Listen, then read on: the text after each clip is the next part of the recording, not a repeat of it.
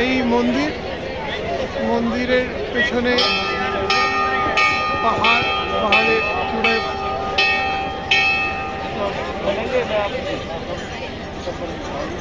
এই মন্দিরে দর্শন শুরু হয়ে গেছে দুটো পর থেকে। আমরা এখন আমাদের প্রোটোকল অফিসার আসছেন, উনি আমাদেরকে নিয়ে যাবেন। এখানে লাইন আছে। আজকে মনে হয় ভিড়টা অনেক কম মনে হচ্ছে, না ভিড় আছে? কি হচ্ছে মুখের সামনে চলে আসছে না? এইখান দিয়ে লাইন ঘুরছে, অনেক লাইন তো আছে, লাইন ভালোই লাইন আছে, ভালোই ভিড় আছে। পেছনে পাহাড়গুলো বরফে ঢাকা, ঠান্ডা আছে, 4 ডিগ্রি দেখাচ্ছে। আর বাকি রাতে বেশ ভালো ঠান্ডা। রুমে গেছিলাম তো, রুমে বেশ ভালোই ঠান্ডা লাগছিল।